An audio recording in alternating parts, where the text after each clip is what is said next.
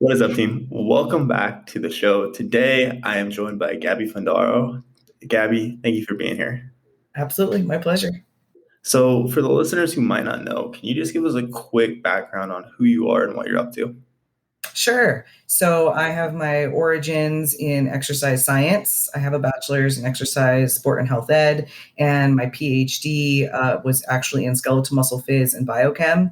But I came to study the gut microbiome sort of serendipitously because my original project looking at high fat feeding and skeletal muscle hypertrophy was lost to human error, as is the case with science sometimes. And so my side project that was examining the role of probiotic supplementation in high fat feeding became my main project. And after 5 years of PhD, which was a combo of that project and then a fellowship in pedagogy, which is sort of the scholarship of teaching and learning, I went on to teach in exercise science for 4 years down in Georgia and taught primarily sport nutrition and anatomy and phys. I was discovered, I guess, in the International Society of Sport Nutrition Facebook group by Dr. Mike Israetel of Renaissance Periodization, and he recruited me onto their team. I coached with them for 4 years and concurrently started my own telehealth business to work with sort of a different niche group of clientele. And then as of this year, I am I've transitioned to running my own business full time and have just started as a part-time researcher with examine.com as well. And so I speak and write primarily about the myths and facts of the gut microbiome and gut health science, and speak also a great deal about client-centered coaching and the comprehensive coaching framework that I've developed with my colleague and good friend Shannon Beer. And so that's what I'm doing these days. Perfect. And you said high fat feeding and skeletal hypertrophy was the original. That's originally what you were focusing on. Yeah. If you so, what happened to that? Well, That's a topic. yeah. So this was a study that was done in mice, and we had collected data over the course of about 6 months. So the idea was to feed them what mimics a standard American diet. So a diet that is maybe even heavily more biased toward high fat than the standard American diet, but about 60% calories from fat, and half of those were from saturated fat. And then the remainder of the diet was refined carbohydrate with a low amount of protein, about 10 to 15% of the calories from protein. So we fed these rodents this diet for 6 months. And when you put rodents on a diet like that, they eat more than if you were to put them on like a standard chow diet or a low fat diet. And they tend to develop obesity and metabolic dysregulation. So they'll develop insulin resistance. Their adipose tissue will become, or their adipose cells will become larger. They tend to then produce inflammatory chemicals and called those cytokines. So after 6 months, we sacrificed those mice to the betterment of society, hopefully, and collect their tissues. And what we were doing was putting their tissues, part of them were going into an RNA storage solution, so an RNA later, and then the other portion we would store for other types of like protein synthesis. Mm-hmm. And you really need the RNA data to quantify gene expression, and then secondary to that, you quantify actual protein amounts of that specific gene. And we ended up putting the samples in these test tubes that didn't seal very well and put them in the freezer. They got knocked over in their bag, and then the RNA later solution came out and wiped all of the labels off. So we had a whole cohort basically of unlabeled samples. And you can't really pair that up with, Western blot data. So those were really like the two main outcomes of that study. And, maybe someone went ahead and did the Western blot stuff after the fact, but we had concurrently run the probiotic study. And so we had, almost an equal amount of data. So we were able to run a few more cohorts of that one, and then actually did a follow-up, a small trial in humans as well. So we gathered some more data from that, but I probably have more publications like collaborating with other labs than my own projects. I love it. Super interesting. Okay, cool. So, one of the biggest reasons I want to have you on the show, biggest reason is, of course, like one of the areas you are very much an expert in, it seems, is kind of this whole realm of gut health, which has kind of become a buzzword, so it seems. So, on the topic of gut health, the microbiome, et cetera, just like in general, this is a very broad question, but how much do we need to be worried about this? Because you see so much with like gut health is like your second brain. This is like the determinant of so many of these factors, right? Or like the what it's like they gave the microbiome of the obese mouse, the thin mouse, and vice versa. And then so dig into that for us. How important is, or how much should we be worried about gut health? There's a few different words that I like to use when we're talking about gut health, and people use worry a lot. And I think that is a little bit more serious than we probably need to be, but we can certainly care about it and we can be curious about it. And we can do things that, to the best of our knowledge, are evidence-based ways to support an adaptive and resilient microbiome. Okay. So the reason that it's a little bit tricky to use the term health of the microbiome is that we need to have a reference point, right? We need to be able to say, okay, we know that this state of microbiome is healthy and this other state is diseased. So we need to have some parameters by which we can determine what is healthy versus not. And health also obviously exists on a spectrum. The problem is that when we sequence the genetic material of people's microbiomes around the world, people who are healthy have very different microbiomes depending on where they're located. So we don't have one specific profile of health of the microbiome. And also we can look at it in two different ways. We can look at it in terms of taxonomy, who's there, and then functionality, what they're doing. And sometimes we can see differences in taxonomy, but a lot of redundancy when it comes to the functionality. So then does it matter so much who's there as long as the functionality is maintained? And then how are we determining what is healthy or not? So that's why I think it's more useful to use terms like resilient or redundant or adaptive, because that means that we have that ecosystem can respond to challenges and maintain some semblance of what could be considered homeostasis. So we can take care of it. We can engage in lifestyle habits that support those characteristics. But in terms of like worrying about it, probably not necessary, or trying to control it, not really possible at this point. Okay.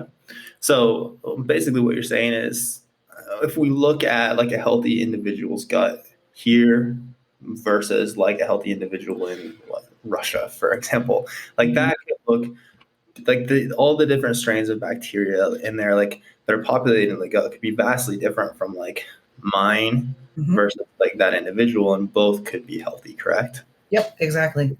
Okay. So then like when we're into like, okay, so we have all these supplements that are, okay, we have like so many strains of, or like, so probiotics as a whole, then is that kind of just like a shotgun approach? Like, hey, maybe you're short on this strain of bacteria that you potentially need, or could you dig into that a little bit if I'm not getting ahead of myself? Yeah, no, some people use it like that. That's not my preferred approach. So shameless plug for people who want to read something that's pretty long. I collaborated. I collaborated with Precision Nutrition, and we put together a really extensive and referenced article on the applications of probiotics.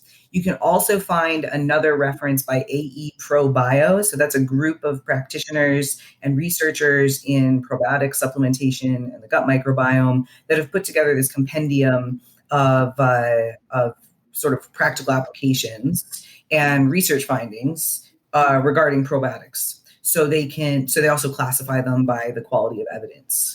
So, for example, if you have like a double-blind randomized control trial, that's going to be a higher level of evidence than something like observational or like a case control. So, keeping those things in mind, that there are references out there to talk about like which one we would actually use for which specific case, probiotic supplementation really is potentially beneficial, but the effects are strain specific.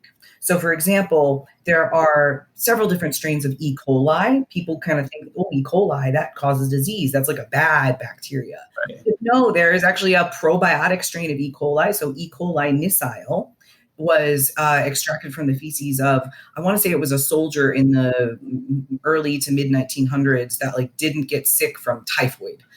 So from typhoid fever. So it's like they found, okay, this microbe seems to be protective. This guy has this thing. Nobody else around here does. They all got sick. So that's kind of how it works. Like we find a strain that seems to have some benefit pretty much on accident. And then we're like, what does this work for? So that strain of E. coli, beneficial. But if we get a strain of E. coli, like a Shiga strain that produces Shiga toxin, that causes illness. So the same can be said when we're looking at strains of probiotics. So a strain is a subspecies. It's like looking at the difference between a wolf versus a dog versus a dingo. Like if you're going to go on Craigslist to get a pet, you're hoping it's a golden doodle and not like a dingo or even a wolf hybrid, because those can still be a little bit challenging, right? So when we're choosing a probiotic, it's not going to be useful for us if we want a probiotic to help with our diarrhea to get a probiotic that's only been shown to be helpful for, IBD. So that's just one example that if we're just kind of throwing stuff at the wall and seeing what sticks, results are going to be variable. And that's probably not the most effective way to spend our time and our money when we do have some resources available to guide us toward probiotic selection. And it's also important to keep in mind that we don't have probiotics that are just like a multivitamin where we're like, oh, here's just, a whole combination of different things that, could be potentially of benefit to you.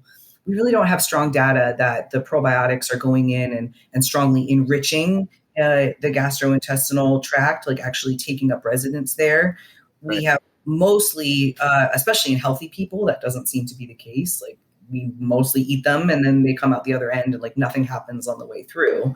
So just those things to keep in mind, that it's not going to be like a one size fits all like kind of approach. Okay. Very interesting. So then when we go about, and this is probably a question that you could dig into for quite some time, but like in general, when people are identifying or when you're helping someone identify what strain or like what probiotic might be helpful for you, just in general, like what's that process like? How do you go about that?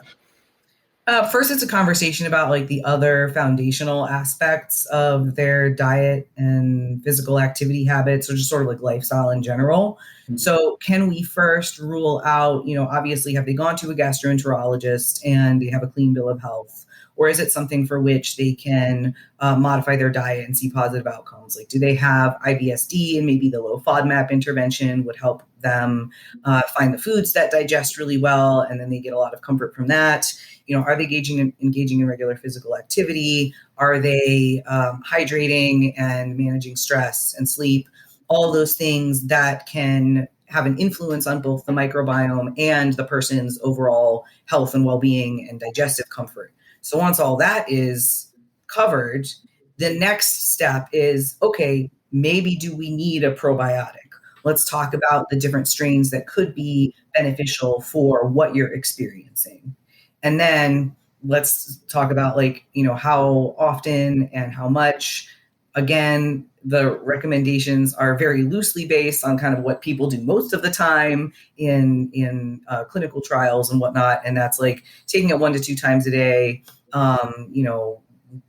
anywhere from like 1 to 10 billion colony forming units, depending on what's going on. And then you just track for a couple of weeks and see if anything changes. And if nothing changes, it's probably not going to do anything after that. And it's probably not worth your money. So within your coaching service, I don't want to make assumptions, but I'm guessing you probably have like somewhat of a hierarchy of importance, right? Like we have the classic muscle and strength pyramids. And of course, like somewhat different, but like relative to overall health. When we're working through stress management, overall like energy balance, etc., where does, like for you and the people you coach, where does supporting gut health kind of fall in that hierarchy? Does that question make sense? Yeah, absolutely. It really depends on the person. So I don't I don't establish their priorities; they do, if that makes sense. So, but that being said, if one of their projects is to improve their digestive comfort and to learn about, the lifestyle factors that might influence the gut microbiome, then we can go about that. And the hierarchy in that case, like sort of like the hierarchy within the hierarchy of, all things in life, usually come down to the foundation of managing stress and sleep habits with a gear toward enhancing sort of like the psychological flexibility that we need to manage stress, meet our emotional needs, meet our physical needs, and determine like the difference between those based on our internal cues. So that's kind of the foundation. And then the next step would be determining the variety of foods, those microbe accessible carbohydrates that we see in plant foods that digest comfortably for that person. So that might look like some variation of a low FODMAP intervention, or if the person doesn't really have any like GI distress, then it's just kind of like, let's talk about the fruits and veggies and whole grains and legumes that you like. And, are there some like knowledge gaps in just the preparation or, the foods that would be less likely to cause GI distress? And then we talk about physical activity habits. So if a person is sedentary or they are on the extremes of doing a lot of endurance exercise, both of those could potentially cause or like not be kind of like ideal in specific ways. So obviously, if we're sedentary, we're not going to be providing the level of exercise that is supportive of health and microbial diversity. And if we're exercising at the extremes, that could certainly cause some GI distress and make it more difficult for us to meet our energy demands. And then we talk about, potential supplementation based on, the best evidence that we have either for the gut microbiome, digestive comfort, or, sport performance and health and wellness in general. Okay, absolutely. So for an individual who was working with you, primary goal is body composition and overall health, let's say. Mm-hmm. Didn't seem to have any digestive issues, and they ate a good diversity of foods. Do you think health is something that would come up? Like eventually, would there be a point where like, hey, let's make sure you're doing these things to fully support this? Or would it be like, hey, you seem it's not broken, don't fix it, so to speak? Yeah. That's a great question, because I think a lot of people are wondering, like, how do I know if my gut health is right? Okay? Is there something that I don't know, like something sneaky under there that's like wrong? And, I just have now become aware of it. Sort of that idea of, being sold a problem, so we'll buy the solution. And I am very much in favor of validating people's experiences and helping them feel their best. But I am not in favor of creating problems that don't exist. So I want people to make informed choices. So when they do come with questions about gut health, and in that case, the person is already engaging in physical activity, they're already eating a diverse array of foods, right? They probably don't have anything to worry about, because those are the two of the most significant factors that we see influencing the diversity of the microbiome.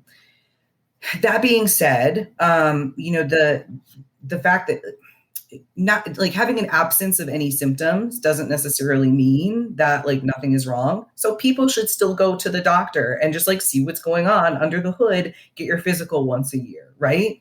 But that's I think a different perspective than saying like there's probably something wrong that you don't know about, or your gut health isn't optimal. We have no idea what an optimal microbiome would look like. So if I were to say I can optimize your gut health, that would be I think unscrupulous marketing. Okay, absolutely. So on the flip side then, what are some signs, again, very broad question, but are there generally like some signs that people should look for that, okay, maybe this is something that would be smart for you to dig deeper into? Contrary to popular belief, changes in the microbiome aren't always going to be correlated with GI distress. And nor would GI distress necessarily be always associated with something like increased intestinal permeability, which could be a sign that something is up. So in all cases, we're really just looking at associations. We don't have any causal relationships at this point, and we don't have any symptoms outside of a clinical infection with something like a pathogen, where you would go to a doctor and they would do a stool sample and they would look at it under a microscope and say, oh, there's a lot of parasites here that shouldn't be here. Or, they, do a blood test and like, oh, you have fungal infection actually in your blood. That's a problem. So there are real versions of some of these made up diseases, like a candida overgrowth, a candida infection. And people are like, I need to do a candida cleanse. Well, yeast, candida, is a normal inhabitant of the gastrointestinal tract. You can have yeast overgrowth in certain areas, like in your throat. You can have yeast infection. If it's in your blood, that's a problem. But those are real versions of the fake, when people think like, I have too much, candida in my gut, and that's why I'm craving sugar. That's actually made up. That's complete science fiction. So the signs of a gastrointestinal disease that you need to go to a doctor for would be things like blood in the stool, or having to take a bowel movement in the middle of the night, or having a bowel movement in the middle of the night outside of your control, like it happens on accident, or extreme pain that is relieved by a bowel movement, or extreme pain after a meal, or very tarry stools, very oily stools. Those are signs that something is going on and you need to go to the doctor. You wouldn't have really any outward signs of, a change to the microbial population. That's you may experience some change in gas or bloating. That could be due to a change in the microbial population, could be due to just a change in your diet. So when we're looking at the microbial population in the gut, it's tens of trillions of microbes. They're all interacting with each other. They're all interacting with whatever you're eating. They're all interacting with your intestinal cells, with your immune cells. It's incredibly complex. And so to say like, you have good gut health or you have bad gut health is really kind of a meaningless term.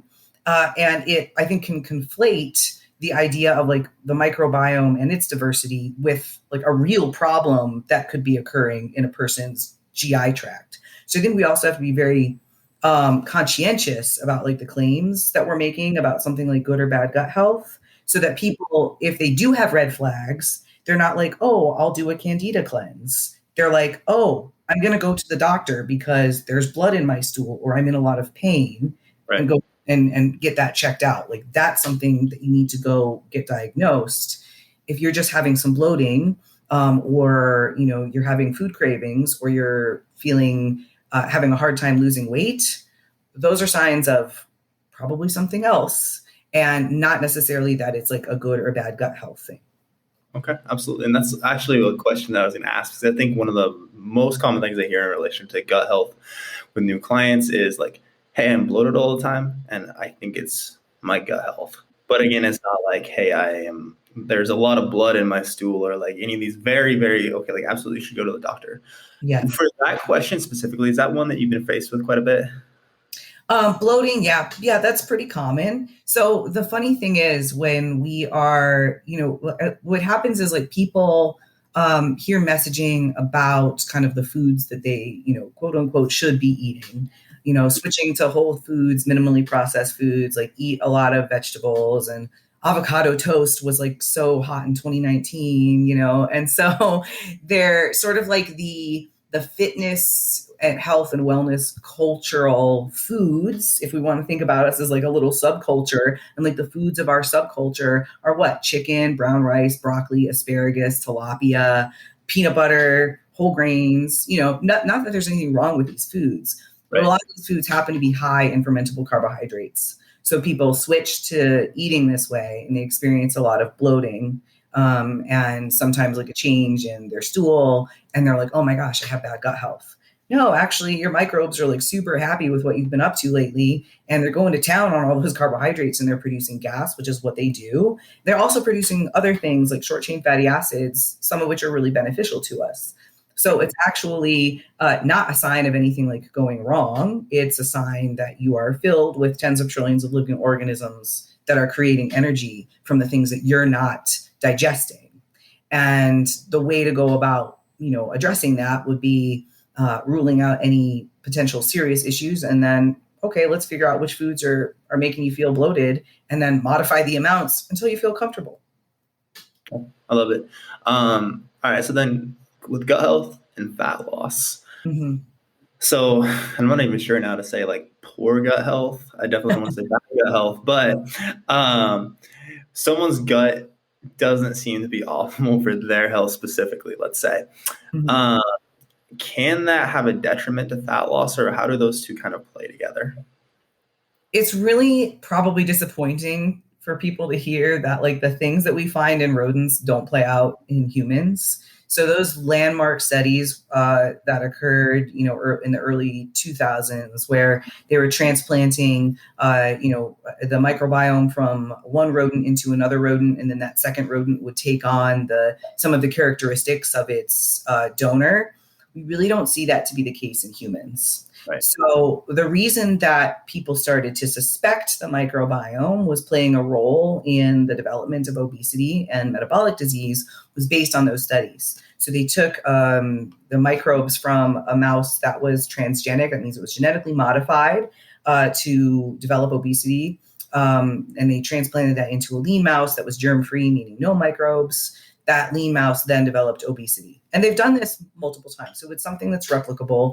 And the mice develop obesity and metabolic dysregulation either by way of eating more, okay, duh, or sometimes increased energy harvesting. So what is interesting is that mice who have no microbiome, these are germ-free, sterile mice, they are resistant to developing obesity. They're really resistant to weight gain, but they also develop abnormally. So their immune systems are weak. They don't develop neurologically in the same way as the littermates who do have a microbiome. So obviously those microbes play a role, at least in rodents, in overall physical and mental development and influence their behavior.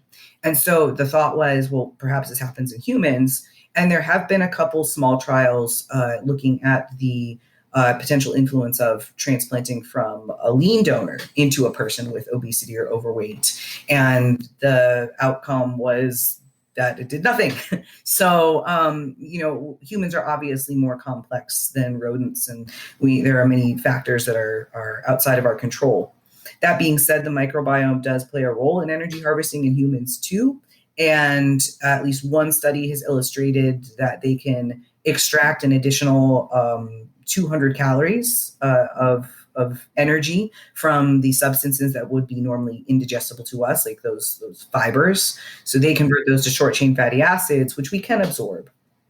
And in other parts of the world, it may contribute up to about 15% of an individual's energy needs throughout the day, because they're eating upwards of 100 or so grams of fiber. And so their energy intake is very low, but the microbes that inhabit them are able to extract, another like 15% or so of the calories.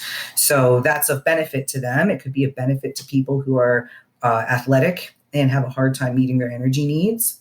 And if it's happening to a person who is pursuing weight loss and they found that, they are tracking accurately, and, they're estimating their expenditure with as much accuracy as possible. They're tracking their intake, and their physical activity level are both very consistent, but the math is not adding up. And they're like, I'm not losing as much weight as I thought I would mathematically. Maybe they are harvesting an energy, an extra 200 calories a day, and it means they have to make up for that. But it wouldn't completely prevent fat loss, if we are in an appreciable deficit. And also the things that we're doing to lose weight, if we're going about it in a prudent and safe way, we're getting regular physical activity, we're eating a minimally processed diet of balanced meals, we're in an energy deficit. Those things are actually associated with enhanced microbial diversity and functional diversity, which are generally recognized as like beneficial or protective factors. So by way of trying to lose weight, if you're doing it in a prudent way, you are inherently doing things that are supportive of microbial diversity. So if you did have sort of like poor gut health, if we define that as like reduced microbial diversity and functional diversity beforehand, it's probably getting better now. Right. Okay. Okay. Very interesting. And that's in a crazy way, a lot of things come back to like, if we look at gut health or like many hormones kind of come back to like, and again, like it depends on the person, but like what has generally been put out there is like a healthy lifestyle, like, hey, manage stress, make sure you eat a diverse diet, eat plenty of fiber. All these things kind of seem to support, right? Like all these different like kind of subcategories, again, like gut health and hormones that we have, which is just very interesting. Mm-hmm. Yeah, it's just getting back to the basics, but it doesn't sound, I think, like as sexy and exciting. And people are, when they learn about the, so people didn't really know about the microbiome before what, like 2012? I finished my doctorate in 2014, and people were like, so you study like poop? And I was like, that's part of it, but like it's actually this whole, microbial ecosystem that lives inside of you and like plays a role in metabolism. And they're all like, all right, cool. Because back then, the big thing was like inflammation and cytokines. Right. And then I feel like about the time, like, so I was on, Steve Hall's podcast in like 2017, and I didn't really see a lot about gut health back then. And now, I am grateful for it, but I'm invited on like a lot of podcasts to talk about gut health. Probably I do like 2 a week now. So I'm like, this is like it's huge right now. Everyone is so, like you said, like they're worried about it, that there must be something that they can do. And I think that this is a good opportunity to sort of like tie in the idea of healthism, because healthism is it's a relatively novel, and it's not entirely novel. It was brought about in about like around the 1970s, 1980s, and it refers to overall this sort of pan value of the pursuit of health, that everyone should be trying to optimize their health. If there's something wrong, you need to work on getting healthy. If you're healthy, you have to work on preventing illness. Everyone is like potentially ill, and we have a moral obligation to prevent that illness.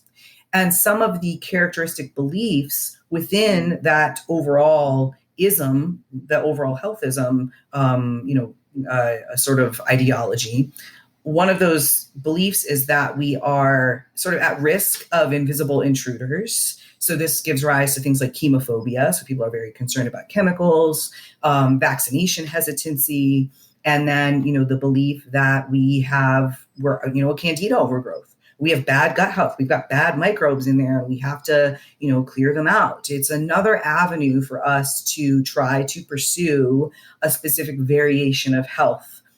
People call it gut health, like there's like, that's a very specific perspective. It's not like diversity is like one aspect of health, but it's not like gut adaptability or gut resiliency or gut functionality. It's gut health.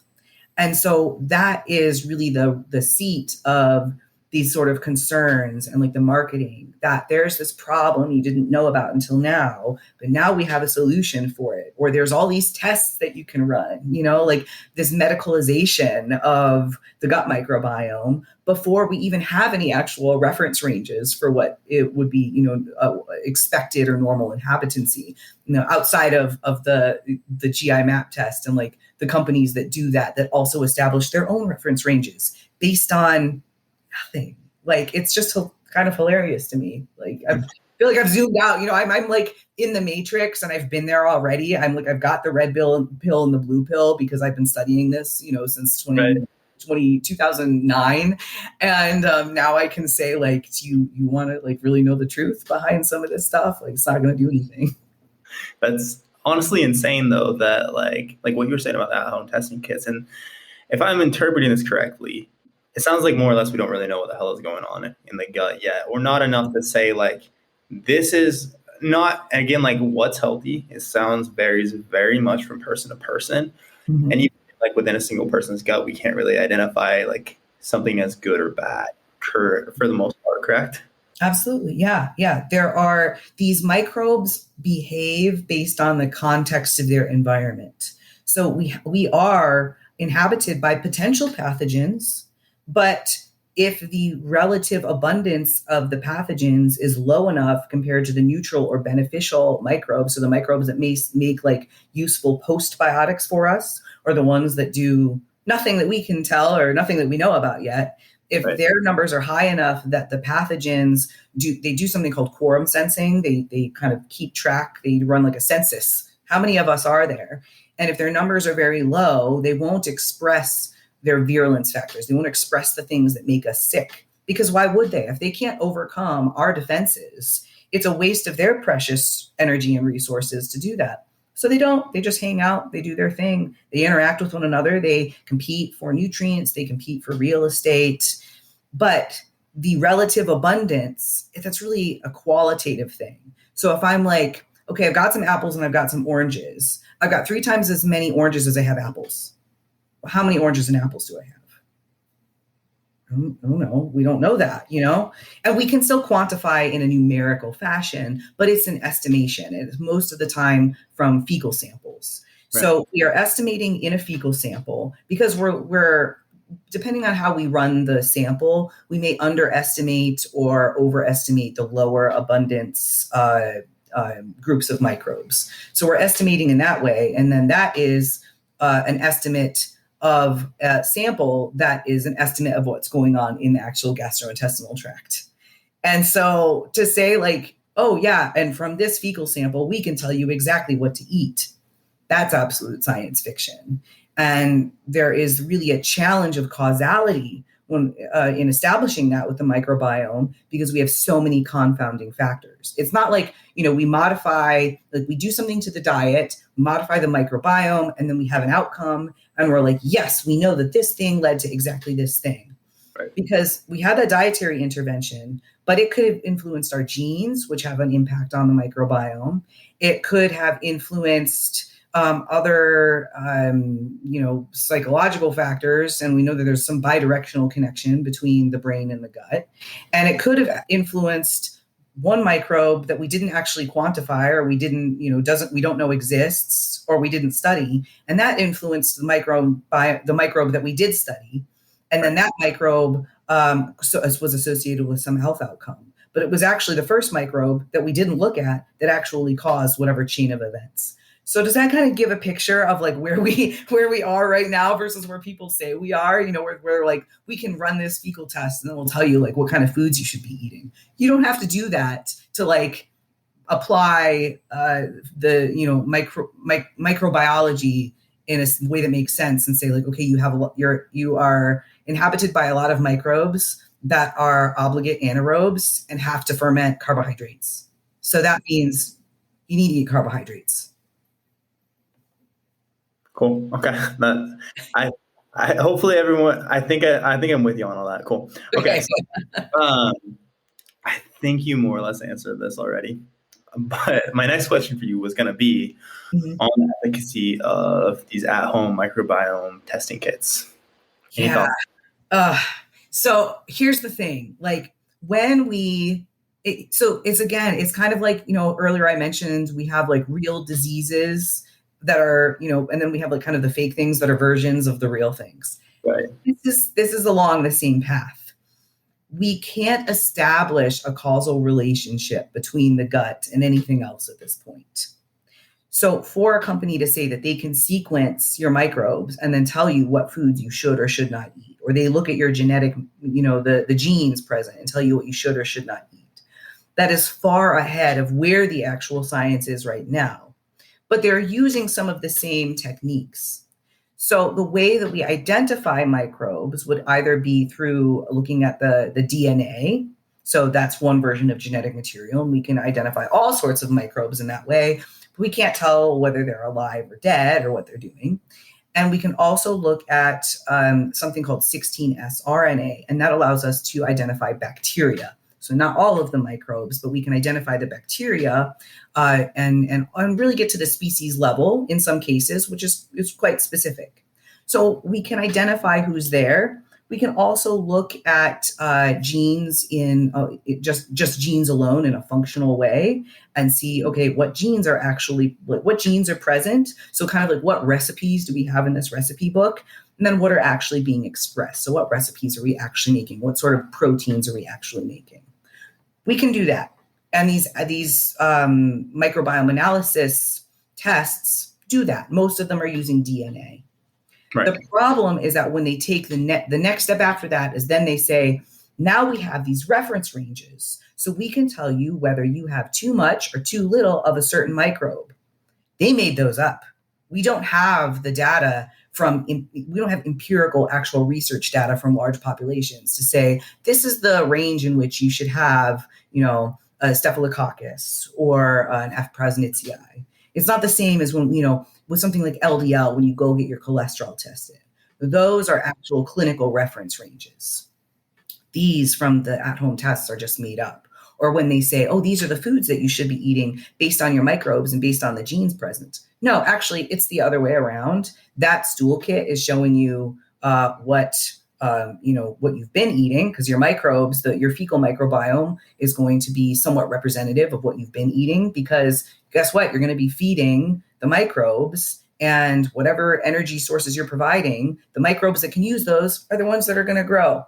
Or they might take it a step farther and add in and say, you should also be eating these other things because microbes like to use them. And that's going to be really universal. Like humans have a core microbiome. About 1/3 of our microbes are just human specific. And the other 2/3 are going to be influenced by a number of factors, including our age, our gender, our locale, our habitual diet, and our physical activity levels. So they've taken something that is science and they've kind of turned it into science fiction. It's actually terrifying to think about, like, understanding all that. Just like how many people I can think of off the top of my head that are like so obsessed with, like, I have to improve this with my gut because like the tests I took, and then like still isn't improving, and like how all consuming it can be when it's like we honestly don't really like know what the hell is going on yet. Which is just not really a question, but that's just insane to think about, that like we know so little, but it seems like within so much marketing that like as you said before, like if you aren't doing this, you are neglecting your health. You're going to be so far below optimal, which is just insane, kind of terrifying. Yes, I think you summed it up so well. That's exactly how I feel. I feel frustrated at times, especially for the people who are feeling so confused. They're like, wow, I'm doing all the things. Why don't I feel better? It could be because you're eating avocados. Like something as simple as that. I've worked with people where like the food that really set them off was apples because they're high in sorbitol. And then they removed apples and they were like, wow, I feel like $1 million, and like, how much money do you have to spend on the IgG food sensitivity test, which is totally invalid. Another Right. case of taking science and turning it into science fiction. So yes, we can quantify the IgG antibody. That's true. That's a thing we can do. But does that actually mean you have like some food sensitivity and this is causing some sort of immune reaction? No, it means that your immune system has recognized that food because you've eaten it before and you tolerate it. Your immune system says, oh, it's not a thing we have to care about. And, people end up with very restrictive diets and a lot of anxiety and fear around food, and they don't know what to eat and they still don't feel any better. So that's why my approach is to, keep people informed, validate, obviously, the experience of feeling really poorly, Right. and then take an evidence-based approach and not use just like the anecdote or like, oh, the IgG food sensitivity tests are a great place to start. They help my clients feel better. Well, you could start with just any arbitrary elimination of everything that a person eats and accidentally remove what food is causing them distress. But if we want to be more, I think, responsible about what we're doing, then we say, those are not valid tests. What can we do that's actually valid? Where can we start that keeps this person informed and empowered and safe? Okay, absolutely. So last question I wanted to ask you, do you have then any general suggestions? And again, this is probably something that it depends, but any general suggestions for, hey, like most people, like these are good, like bang for your buck things you do to really support your gut? Yeah, absolutely. I would say eating plants at every meal. So it doesn't have to be vegetables. It's vegetables, fruits, whole grains, legumes like beans, seeds, nuts, plant-based sources of protein, fermented dairy. Those things seem to be supportive of microbial diversity and other health outcomes. to get a little bit more into the reads, also coffee ingestion and moderate red wine intake when we're looking at big like population studies that are just, we're just observational. We're like, send us your poop and then a survey on like what you're eating most of the time. And that's where that number of like 30 different plants per week came from. That doesn't need to be everyone's gold standard. Maybe more is better. We just don't know. It's sort of an artifact of that survey. But yeah, finding the fruits and vegetables and whole grains and foods that you enjoy and that are easy for you to prepare, just have those as often as possible. And on top of that, engaging in regular physical activity. The data right now is really skewed toward endurance activity, but it doesn't have to be like running. It's even just meeting the World Health Organization recommendations for, cardiovascular or aerobic activity. There was a recent study in bodybuilders that, maybe they weren't doing a lot of cardio, but they were competitive bodybuilders. And those who were eating adequate fiber had what we would expect to see, enhanced microbial diversity. And those who were not, their microbial diversity was the same as the sedentary controls. So it shows that getting adequate fiber, that might mediate the influence of exercise on the microbiome. So just focusing on one or the other probably won't be, the most bang for your buck. So lots of plants, regular physical activity. Those are two of the biggest takeaways, I think, that I could give people, and probably not super exciting, but there it is. Okay, cool. I think I'll lean more towards that, more fiber and less cardio. And then you said coffee and red wine in moderation are helpful as well. Yeah. Coffee seems to be bifidogenic. That means that it's associated with elevated levels of bifidobacteria, and they're butyrate producers, and they're probably some pretty friendly microbes to have. So could be, they're not sure exactly why. They're thinking it could be like there's like chlorogenic acid, and same thing with like a lot of fruits and veggies. It's probably, it's the fiber, but it could also be sort of the phytochemicals that we're getting in those foods. And that's what they think it is potentially with red wine. They're not sure exactly why. Now, when I say moderate, I mean like a very small amount. I think it's like, 200 mils for women or 400 mils for men, like in, over the course of a week. So no, whole bottles of wine. An unfortunate note to end it on, but yeah, it's been so insightful. I've learned so much from this show. I know that you have as well. Can you just tell everyone where they can find you and anything at all you have going on that you would like to plug? Yeah, sure. So I am on Instagram and Facebook at Vitamin PhD, and my website is vitaminphdnutrition.com for all things coaching and sort of niche in the history and culture of dieting and fad diets and goofy stuff like that. They can check out btgcomprehensivecoaching.com. That's also where we host our comprehensive coaching webinars and practical application sessions, and upcoming webinars on things like the spectrum of intentional eating. I will soon be hosting my Gut Health with Gab series, but I had to postpone that after having started up with examine.com this month. So keep your eyes peeled for, and this month being May, whenever this one's published, but that should hopefully be out in June or July for, more supportive conversations to keep people informed around the myths of gut health. Perfect. I will link all of that up in the show notes. And again, thank you for being here. Absolutely. Thank you for having me.